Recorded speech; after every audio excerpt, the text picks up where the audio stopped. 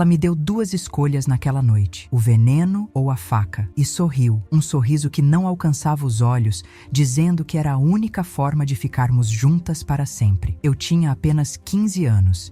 E o mundo inteiro deveria estar se abrindo para mim, mas o meu se resumia àquele quarto de luz cinzenta, ao cheiro doce e enjoativo do perfume dela, misturado com o mofo que se escondia nas paredes. Lembro-me do brilho da lâmina sob a luz fraca do abajur, um brilho frio que prometia um fim rápido. E lembro do pequeno frasco de vidro escuro que ela segurava com uma delicadeza assustadora, como se fosse um perfume raro. Naquele momento, o som do meu próprio coração era a única coisa real, batendo descontrolado contra as minhas costelas, um pássaro preso tentando desesperadamente escapar. Ela não gritava, não havia raiva em sua voz, apenas uma calma aterrorizante. A calma de quem tem certeza absoluta de que está fazendo a coisa certa. Um ato de amor final e definitivo. Seu argumento era de uma lógica perversa, um laço de afeto tão apertado que se transformava em forca. Lá fora, eles vão te machucar, minha filha. O mundo não é seguro. Só comigo você está protegida. Ela sussurrava, enquanto sua mão afagava meu cabelo. Aquele toque que tantas vezes me trouxe conforto, agora parecia a carícia de uma aranha. Eu olhava para o seu rosto, buscando a mãe que eu conhecia, a que me contava histórias para dormir e beijava meus joelhos ralados, mas só encontrava uma estranha com seus olhos, uma estranha que acreditava que a única maneira de me salvar do sofrimento era me arrastando para um abismo onde a dor seria eterna e compartilhada. A proteção dela havia se tornado uma gaiola, e naquela noite, ela decidiu que era hora de fechar a porta para sempre, nos trancando juntas na escuridão, onde nada nem ninguém poderia nos separar. O amor dela era um oceano, e eu estava me afogando. Hoje, quando a luz do dia bate no meu pulso de um jeito específico, uma linha branca e fina se revela, quase invisível para quem não sabe onde procurar. Eu a toco com a ponta do dedo, sentindo a textura levemente elevada, uma caligrafia permanente na minha pele. Não é uma marca de vergonha, não mais. É um mapa, um ponto de referência. É a prova física de que eu estive naquele precipício, olhei para o fundo e, de alguma forma, encontrei o caminho de volta, sozinha. Esta pequena cicatriz é o meu lembrete silencioso de que a sobrevivência, às vezes, não é um grande ato de heroísmo, mas uma sucessão de pequenas decisões, de respirações fundas no meio do caos. É a testemunha de uma guerra travada sem armas, no silêncio de um quarto fechado, onde a maior ameaça vestia o rosto do maior amor que eu já havia conhecido. E é por isso que a toco, para nunca esquecer o quão forte precisei ser quando tinha apenas 15 anos. O que eu não sabia, e o que levaria anos para descobrir, era que aquele gesto desesperado e cruel não era sobre mim. Não inteiramente. Era o clímax de uma história de dor que não começou com ela, mas que terminou em mim. A faca, o veneno, o sorriso eram ecos de um passado que eu desconhecia. O último elo de uma corrente de ódio e medo forjada no sofrimento de outra mulher. Muito antes de eu sequer existir, minha mãe não estava apenas tentando me prender a ela. Estava tentando, à sua maneira doentia, me salvar do mesmo destino que a destruiu. Ela estava replicando a única linguagem de amor que conhecia, a do controle absoluto, a da posse, a da anulação. Aquele ato não era o início da minha dor, mas o final da dela. Uma herança sombria que ela tentou me passar como seu bem mais precioso, a sua própria tragédia. A casa ficou diferente depois daquela noite. O silêncio que se instalou não era de paz, mas de tensão, pesado como uma cortina de veludo molhada. Cada rangido do assoalho parecia um grito contido. Cada porta fechada era uma fronteira que eu não ousava cruzar. Nós nunca falamos sobre o que aconteceu. A faca voltou para a gaveta da cozinha, o frasco desapareceu e a vida continuou num teatro de normalidade. Mas o ar estava viciado, denso com palavras não ditas e verdades enterradas. O cheiro do perfume dela passou a me causar náuseas, e o seu toque, antes um refúgio, agora me deixava em alerta máximo. O lar se tornou um campo minado emocional, e eu aprendi a andar na ponta dos pés, a medir cada palavra, a esconder cada pensamento, porque sabia que a qualquer momento o chão poderia se abrir novamente. A normalidade era apenas uma fina camada de gelo sobre um lago profundo e escuro. Essa memória não é um fantasma que me assombra. É uma parte de mim, uma parte da minha história que precisei entender para poder seguir em frente. É fácil julgar de fora, apontar o dedo e chamar alguém de monstro.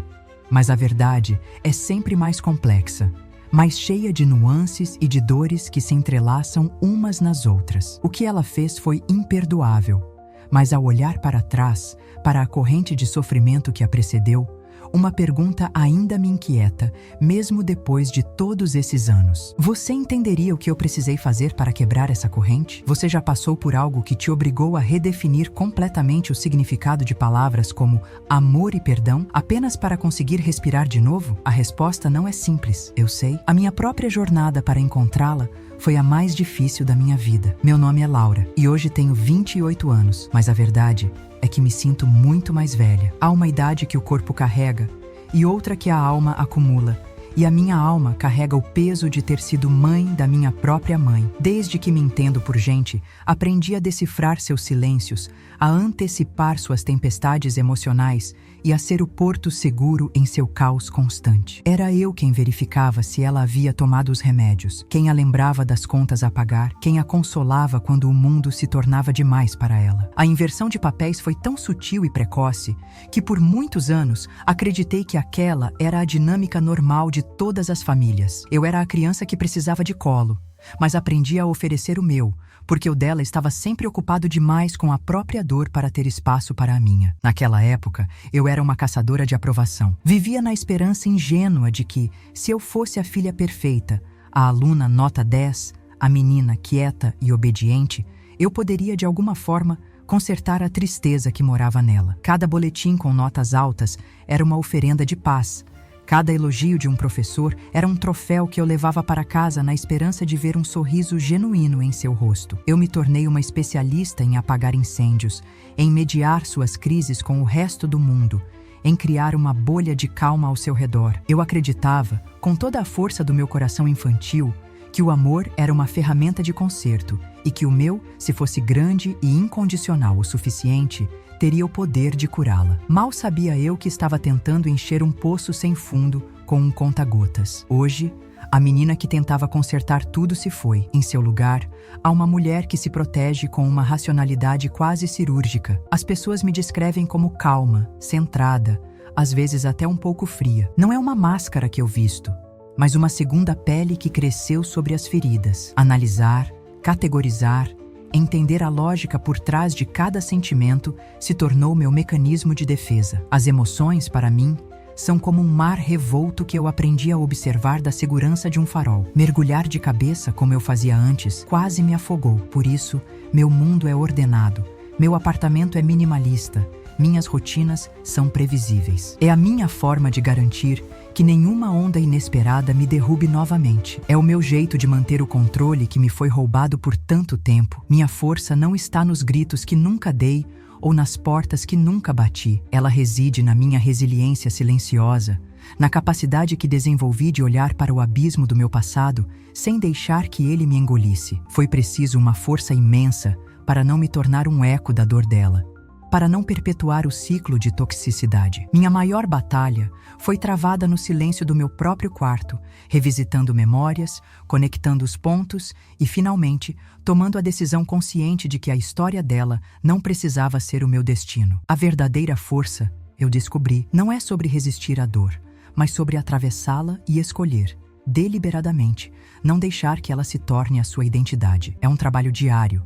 quieto e invisível, mas é o que me mantém de pé. Os sacrifícios foram muitos, pequenas mortes diárias que ninguém via. Foram os convites para festas de aniversário que eu recusei porque minha mãe não estava bem e eu não podia deixá-la sozinha. Foram as amizades que se desfizeram porque minha casa não era um lugar onde eu podia trazer pessoas, um santuário de instabilidade que eu precisava esconder do mundo. Foi a minha adolescência, um período que deveria ser de descobertas e rebeldia, mas que eu passei na ponta dos pés, tentando não ser mais um problema, mais um gatilho para a sua fragilidade. Eu sacrifiquei minha espontaneidade, minha leveza, minha chance de ser apenas uma garota. E por muito tempo, acreditei que esse era o preço do amor, o pedágio que eu precisava pagar para tê-la por perto. O mais cruel de tudo é o contraste. Enquanto eu vivia sob seu teto, desempenhando o papel de cuidadora, eu era seu anjo, sua rocha, a única pessoa no mundo que a entendia de verdade. Ela me cobria de um afeto sufocante, um amor que exigia minha presença constante como prova de lealdade. Mas no momento em que comecei a construir minha própria vida, a traçar meus próprios limites e a reivindicar meu espaço, o anjo se transformou em demônio. A filha dedicada virou a traidora ingrata que a abandonou na velhice. A mesma independência que fui forçada a desenvolver para sobreviver tornou-se a arma que ela usou para me acusar de crueldade. Fui punida por finalmente ter me tornado a adulta que ela sempre precisou que eu fosse. E a cicatriz, aquela fina linha prateada no meu pulso, é o ponto final e o começo de tudo. Ela é mais do que a memória daquela noite terrível. É o símbolo de todas as batalhas invisíveis, de todas as vezes que precisei engolir o choro para acalmá-la, de todas as vezes que minhas necessidades foram postas de lado. Tocar nela é um ato de reconhecimento. É como dizer para a menina de 15 anos que eu fui: eu vejo você, eu sei o que você passou, nós sobrevivemos. É a prova de que as feridas mais profundas podem sim cicatrizar, mesmo que deixem uma marca. E essa marca não me enfraquece, pelo contrário, ela me lembra da minha própria capacidade de cura, da força que encontrei em mim quando achei que não restava mais nada. Apesar de tudo, eu venci. Minha vitória não foi grandiosa, não foi uma cena de filme, foi uma sucessão de pequenas conquistas silenciosas. Foi o dia em que aluguei meu primeiro apartamento e chorei de alívio ao fechar a porta e sentir a paz do silêncio. Foi o diploma que conquistei depois de noites em claro, estudando para construir um futuro que dependesse apenas de mim. É o prazer de abrir minhas janelas e deixar o sol e o ar fresco entrarem.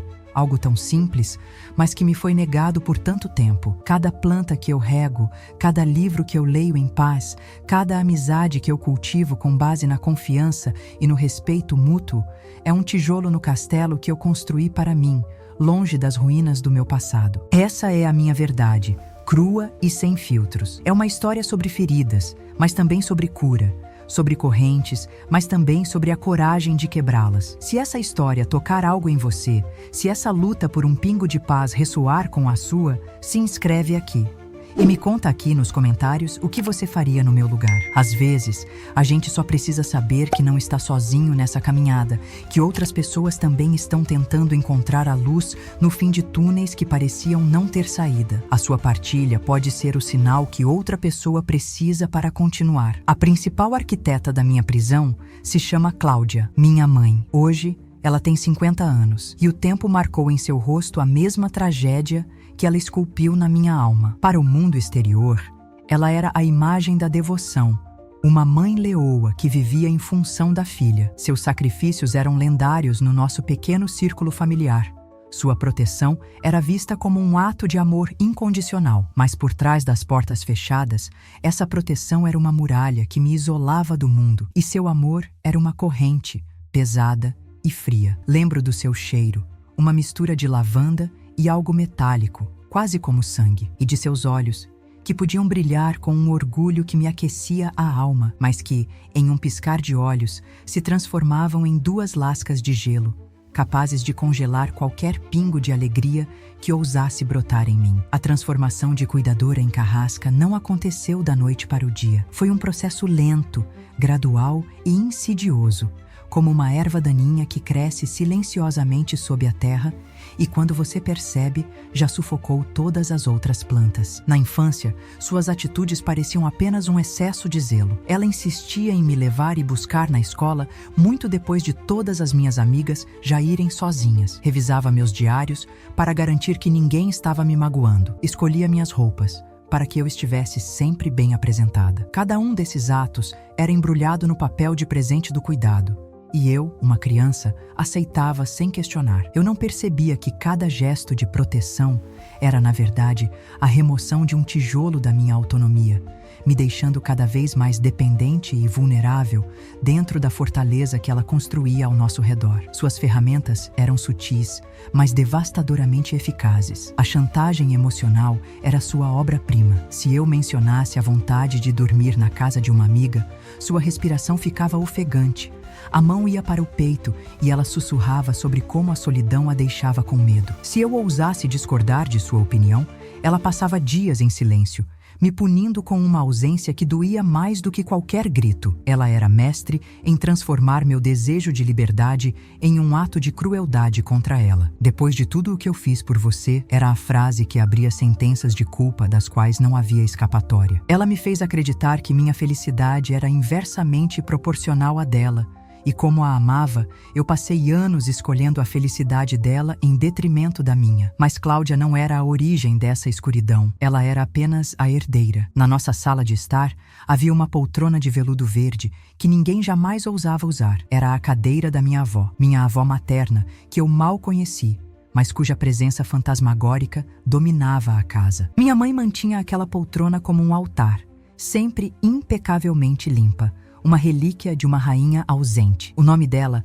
raramente era mencionado, mas quando era, o tom de Cláudia mudava para uma mistura complexa de medo e adoração. Eu não entendia na época, mas aquela cadeira vazia era o ponto zero de todo o nosso sofrimento. O trono de onde a primeira onda de toxicidade emanou, envenenando a filha que mais tarde me envenenaria com o mesmo amor. Hoje, eu entendo a verdade aterrorizante. Minha mãe era tanto a vilã da minha história, quanto a vítima da história dela. Sua necessidade desesperada de me controlar não nascia do ódio, mas do pavor. O maior medo de Cláudia era o abandono, um terror que foi gravado em sua alma pela própria mãe. Ela se sentia tão fundamentalmente indigna de amor que acreditava que a única forma de mantê-lo era através da força, da posse, da anulação do outro. Ao tentar me prender, ela estava, em sua mente distorcida, garantindo que eu nunca a deixaria, que eu nunca a faria sentir o mesmo vazio e desamparo que sentiu durante toda a sua vida. Ela replicou o único modelo de maternidade que conheceu, acreditando que um amor que não sufoca não é amor de verdade. Lembro-me vividamente de uma tarde, quando eu tinha uns 13 anos. Cheia de coragem, confiei a ela o segredo mais profundo do meu coração. Eu estava apaixonada por um menino da minha classe. Escrevi sobre ele no meu diário, com toda a intensidade dramática da adolescência. Ela me ouviu com um sorriso terno, me abraçou e disse que era lindo. Na manhã seguinte, ela arrombou o cadeado do meu diário, leu cada palavra e ligou para a mãe do garoto. Com a voz mais doce e preocupada do mundo, ela alertou a outra mãe sobre meus sentimentos obsessivos, sugerindo que talvez fosse melhor os dois se afastarem para evitar problemas. A humilhação foi tão profunda, tão avassaladora, que eu senti meu rosto queimar por semanas. Naquele momento, eu entendi que nem mesmo meus pensamentos estavam seguros. Você já confiou em alguém cegamente, entregou seu segredo mais precioso e se arrependeu amargamente no segundo seguinte? O conflito não era feito de grandes explosões, mas do gotejar constante de pequenas injustiças que, dia após dia, erodiam a minha alma. Era o jeito como ela revirava minha mochila da escola todas as tardes, com a desculpa de ver se estava tudo em ordem, mas na verdade procurando por bilhetes, por qualquer vestígio de uma vida secreta que eu pudesse ter. Era a forma como ela atendia ao telefone em outra extensão da casa, seu silêncio na linha sendo mais invasivo do que qualquer pergunta. Eu vivia sob um microscópio. Cada movimento meu era analisado. Cada palavra era pesada. A sensação era de estar permanentemente em um palco, atuando no papel de filha perfeita para uma plateia de uma só pessoa, cuja aprovação era tão vital quanto o ar e igualmente sufocante. O ar, aliás, era sempre pesado no meu quarto. Ela insistia em manter a janela quase sempre fechada, alegando que a poeira da rua me daria alergia, que o sereno da noite me faria mal. Mas eu sabia que era mais do que isso. Aquela janela fechada era o símbolo mais perfeito da minha existência. Do lado de fora, eu ouvia os sons da vida acontecendo, risadas de crianças, o latido de um cachorro, a música distante de um carro. Eu podia ver o mundo, mas não podia tocá-lo. Não podia respirar o ar fresco da liberdade. O ar que eu respirava era reciclado, viciado, impregnado com o cheiro dela. Uma mistura doentia de mofo e perfume doce que parecia se agarrar à minha pele e aos meus pulmões, me lembrando constantemente dos limites da minha gaiola. Lembro-me do dia em que a convenci a deixar 2 amigas virem em casa depois da aula. Foi uma vitória monumental que me encheu de uma euforia nervosa. Limpei meu quarto meticulosamente, separei os lanches, ensaiei na minha cabeça como seria uma tarde normal entre amigas. Mas a normalidade nunca teve chance de florescer. Minha mãe não nos deixou sozinhas por um segundo. Ela se sentou conosco, inserindo-se em cada conversa, interrogando minhas amigas com um sorriso doce que não escondia a inquisição em seus olhos. O golpe final veio quando, no meio de uma história, ela brincou, dizendo algo como: "Ah, essa Laura é tão sonhadora." Outro dia me confessou em segredo que, expondo uma intimidade minha, uma vulnerabilidade que eu só havia compartilhado com ela. O silêncio que se seguiu foi ensurdecedor. Minhas amigas foram embora mais cedo e nunca mais voltaram. Na solidão do meu quarto naquela noite, uma dúvida terrível começou a me corroer. Será que o problema era eu? A manipulação dela era tão artisticamente executada que me levava a questionar a minha própria sanidade. Suas explicações eram sempre plausíveis. Eu só queria participar, conhecer suas amigas, querida.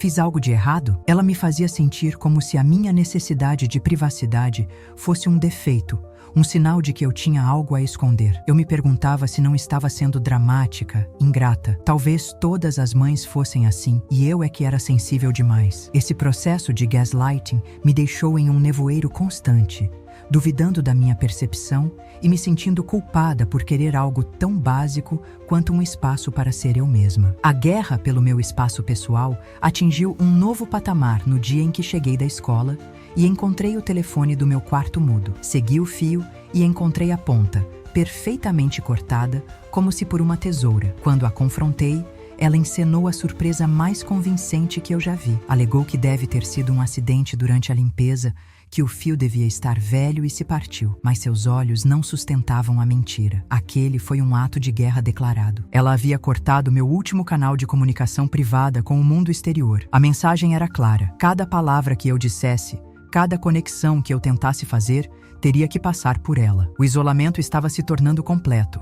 A fortaleza ao meu redor estava com seus portões finais sendo fechados e trancados. À medida que a adolescência avançava, meu desejo por autonomia se tornava mais forte e as táticas dela mais desesperadas. A manipulação sutil deu lugar a uma chantagem emocional explícita. Quando anunciei meu sonho de prestar vestibular para uma universidade em outra cidade, as doenças dela se agravaram misteriosamente. As dores de cabeça se tornaram enxaquecas incapacitantes. As palpitações viraram suspeitas de problemas cardíacos graves. As idas ao pronto-socorro se tornaram rotina, sempre em noites de sexta-feira ou antes de algum evento importante para mim. As ameaças veladas começaram a surgir em suas falas, carregadas de lágrimas. Eu não sei o que seria de mim se você fosse embora. Acho que meu coração não aguentaria tanta tristeza. Ela estava me acorrentando a ela com o medo da sua própria mortalidade. O ponto de ruptura, o momento em que a última gota de inocência se evaporou, foi a descoberta da sua maior mentira. Um dia,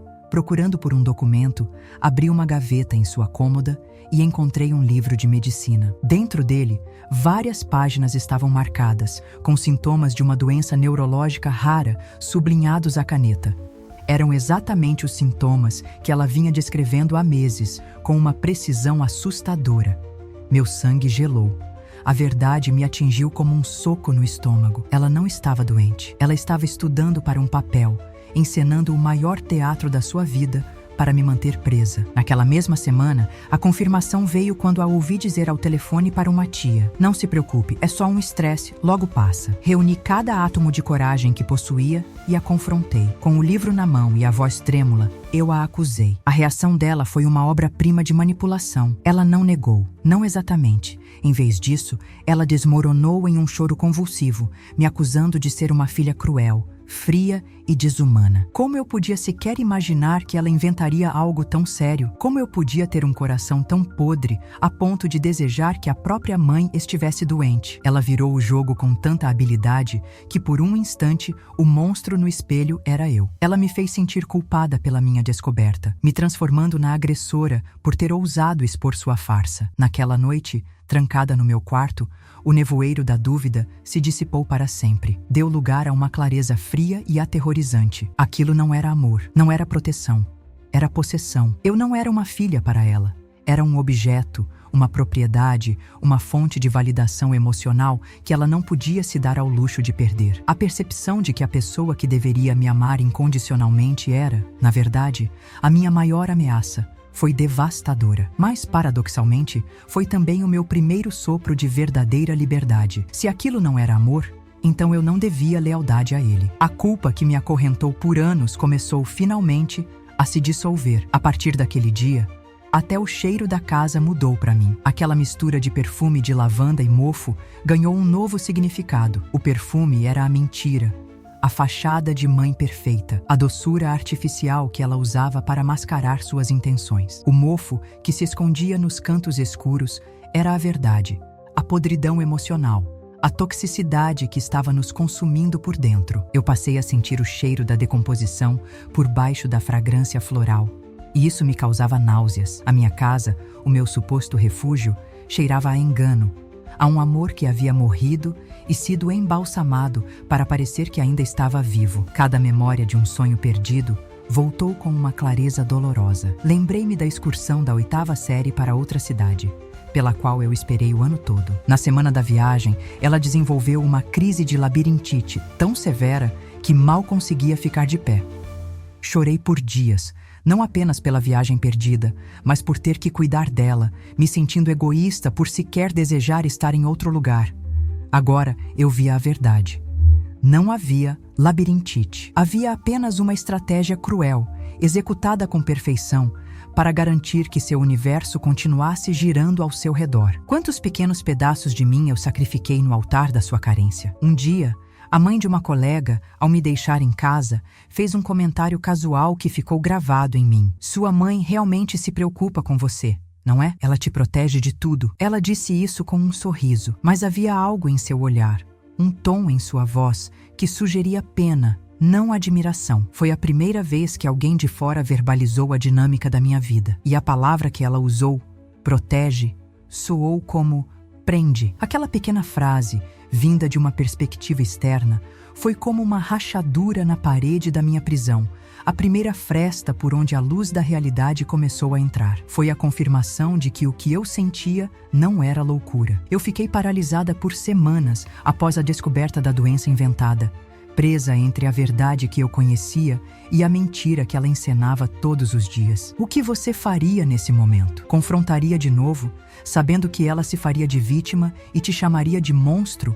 Ou começaria a planejar sua fuga em silêncio, fingindo que acreditava em tudo, enquanto juntava suas forças e recursos para escapar? Cada caminho parecia uma traição, a si mesma ou a ela. Cada escolha parecia impossível e igualmente dolorosa. A partir dali, a casa mergulhou em uma guerra fria. As discussões abertas cessaram, dando lugar a uma polidez cortante e a um silêncio carregado de eletricidade. Nós nos movíamos pelos cômodos como fantasmas, trocando monossílabos e sorrisos que não alcançavam os olhos. Era um jogo de xadrez constante, onde cada movimento era calculado. Eu fingia ser a filha preocupada e ela fingia ser a mãe frágil. Nós duas sabíamos que a outra estava mentindo, mas o teatro da normalidade precisava continuar, pois a verdade era explosiva demais para ser detonada. Nos dias que antecederam aquela noite fatídica, uma calma estranha se abateu sobre ela. As reclamações cessaram. A ansiedade em seu olhar desapareceu, sendo substituída por uma serenidade que me deu mais medo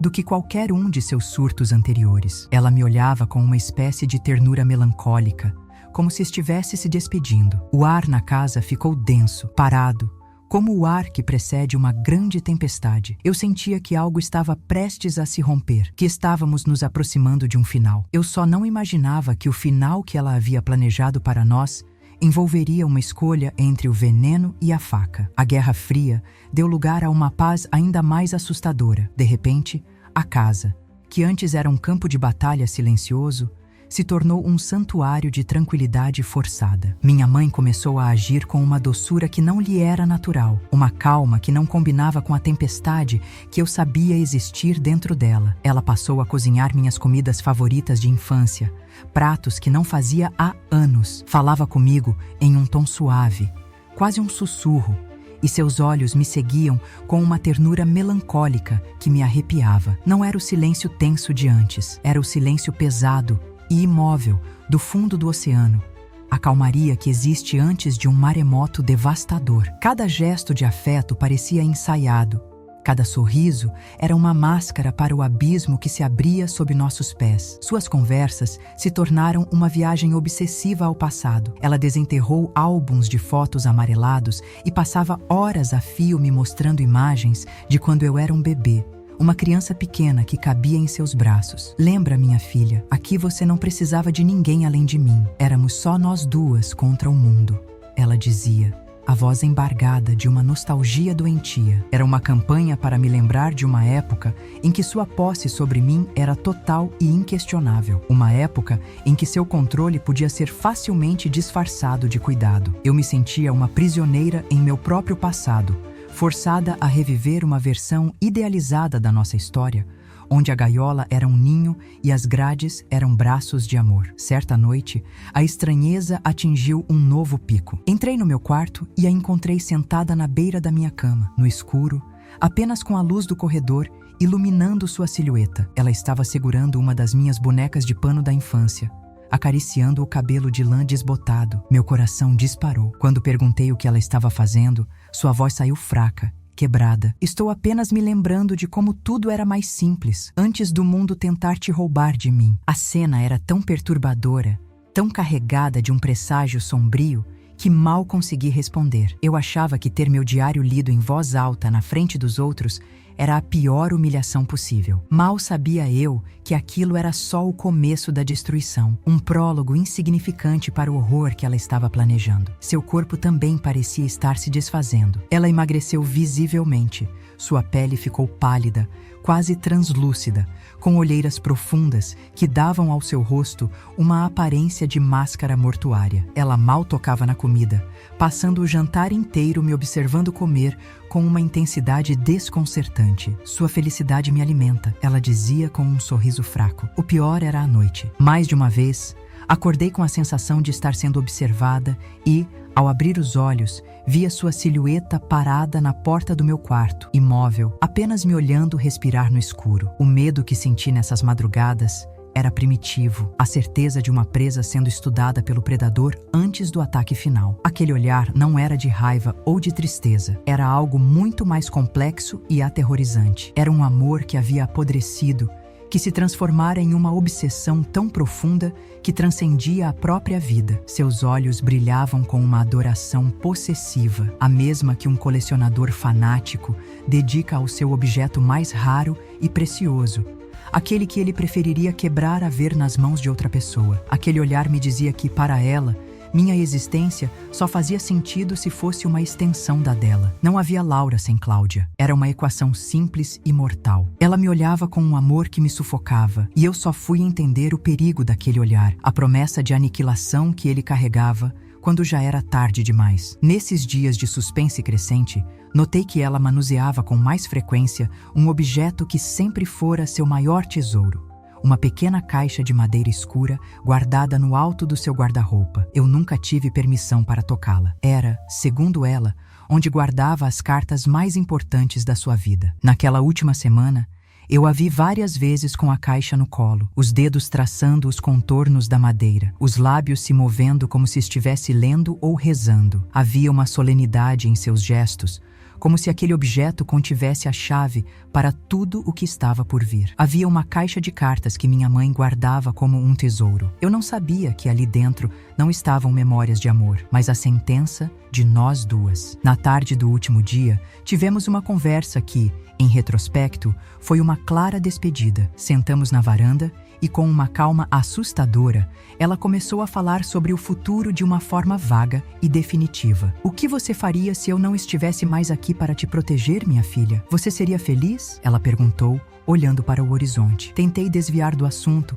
tratar como mais um de seus dramas, mas havia um tom de finalidade em sua voz que eu nunca tinha ouvido antes. Ela estava se despedindo, não apenas de mim, mas da vida como a conhecíamos. Era a calma de um soldado que aceitou sua missão final, a paz de quem já tomou uma decisão da qual não há retorno. Aquela noite chegou com uma quietude opressora. O ar dentro de casa parecia denso, difícil de respirar. Cada rangido do assoalho ecoava como um tiro no silêncio. Fui para o meu quarto cedo, com uma ansiedade inexplicável revirando meu estômago. Sentei na cama e senti um impulso avassalador de sair correndo, de fugir para qualquer lugar. Mas anos de condicionamento me mantiveram paralisada. Eu era a guardiã da sua estabilidade, a âncora em suas tempestades. Ir embora parecia impensável, uma traição da minha função mais primordial. Então, eu fiquei, esperando pelo inevitável, sentindo o nó do destino se apertar ao redor do meu pescoço, sem saber que a tempestade que se aproximava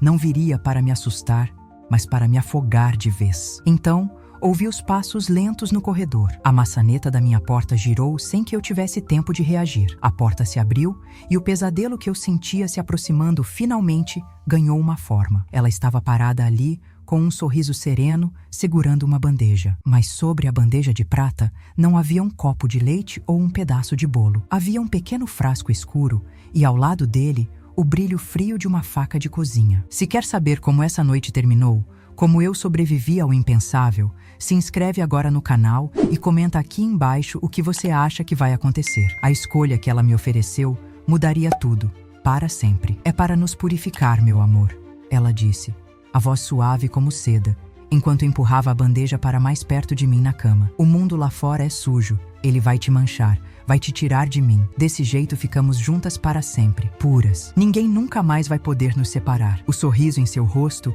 era de uma serenidade angelical, mas seus olhos queimavam com a febre da loucura. O ar saiu dos meus pulmões. O quarto, que já era pequeno, pareceu encolher, as paredes se fechando sobre mim. Eu olhava para a faca, depois para o frasco, e tudo o que meu cérebro de 15 anos conseguia processar era que aquilo não era real, que era um pesadelo do qual eu iria acordar a qualquer momento. Mas o frio do metal da bandeja, que tocava meus joelhos, era real. O cheiro doentio de seu perfume era real. Minha voz era um fiapo de som. Mãe, por favor, não faz isso.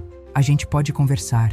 Eu te amo. Mas minhas palavras não a alcançavam. Era como gritar contra um furacão. Ela não estava mais ali, no mesmo plano de realidade que eu. Suas respostas eram desconexas, vindas de um lugar de dor e paranoia que eu não podia acessar. O amor de verdade exige sacrifícios, filha. Eu estou te salvando.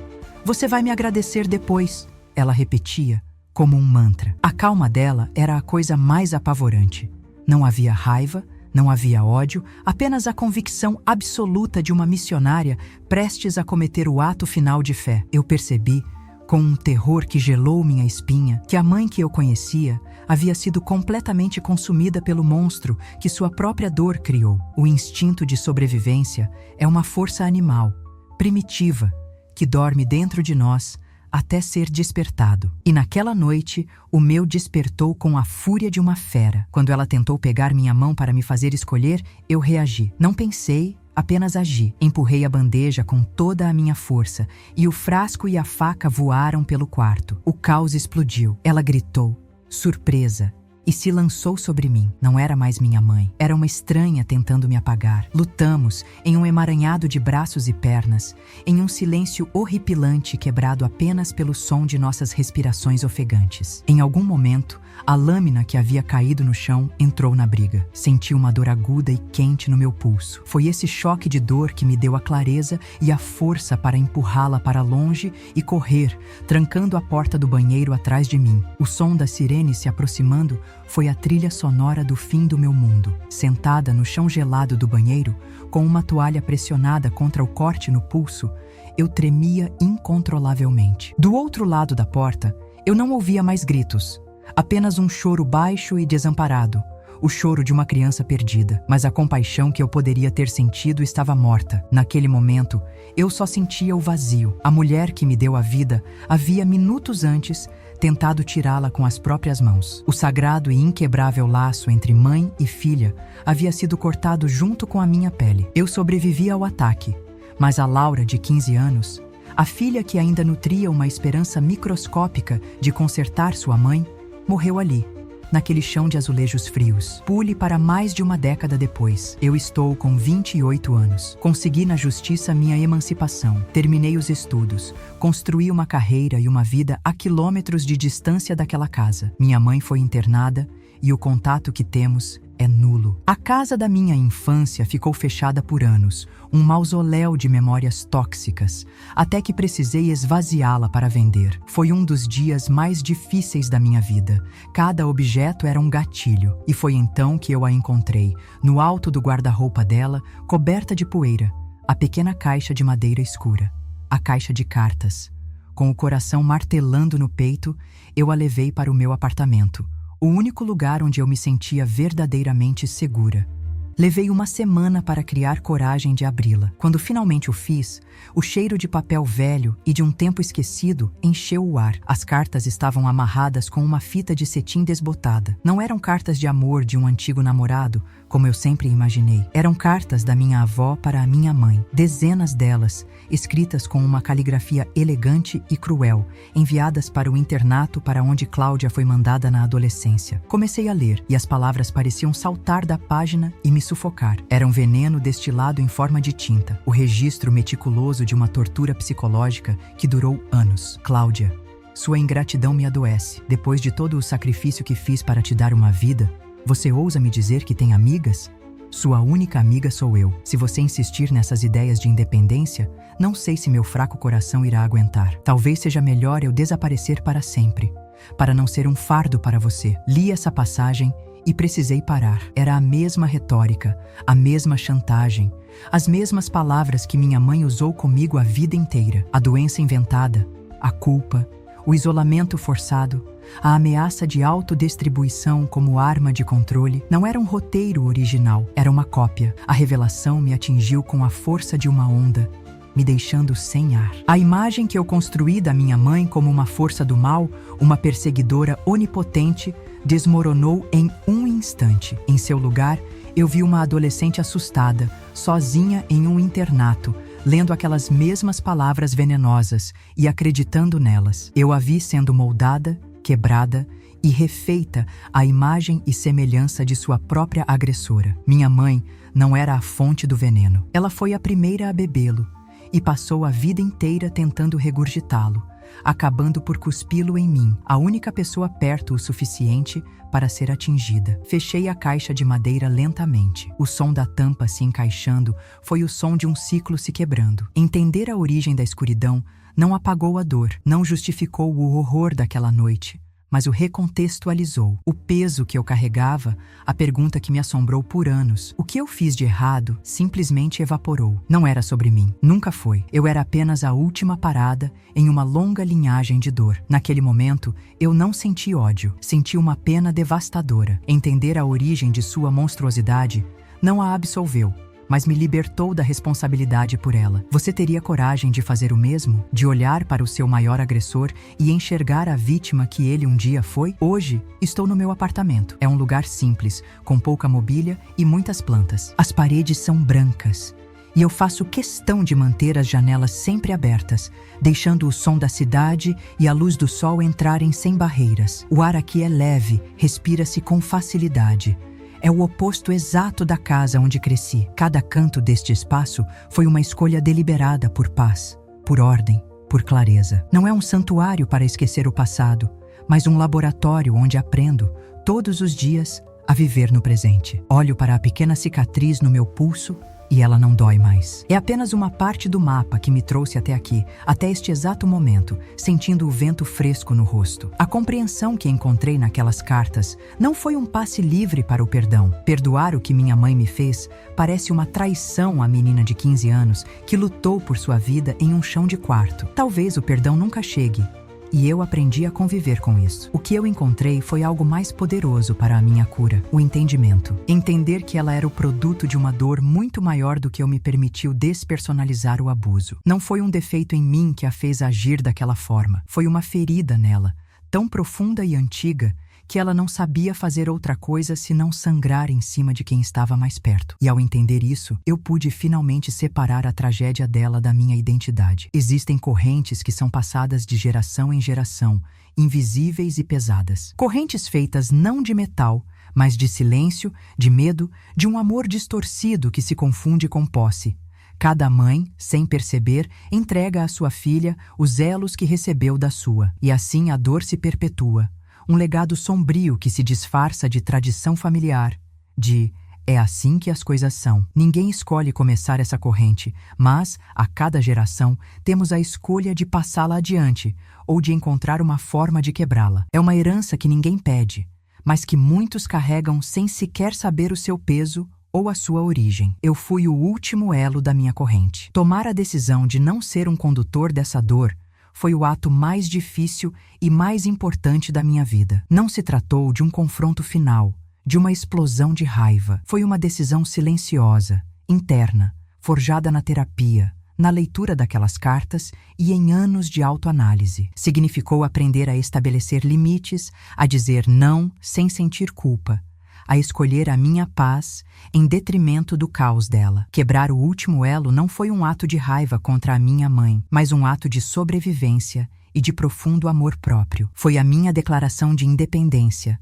não apenas dela, mas de toda a linhagem de sofrimento que veio antes de mim. Agora, eu construo um novo legado, um que começa e termina em mim, mas que se espalha para as minhas relações de uma forma saudável. É um legado de janelas abertas, de conversas honestas, de respeito pelos espaços individuais. É a certeza de que o amor verdadeiro não prende, não sufoca, não exige a anulação do outro para existir. É um amor que incentiva o voo, que celebra a individualidade. Cada amizade que eu nutro com base na confiança, cada dia que eu vivo em paz comigo mesma, é um tijolo nesta nova fundação. É a prova de que é possível nascer no meio dos escombros e, ainda assim, construir um lugar seguro para si mesmo. Eu olho pela minha janela aberta, para o céu vasto e para a vida que continua lá fora, uma vida da qual eu agora faço parte plenamente. A dor não desapareceu por completo, ela se tornou uma paisagem distante,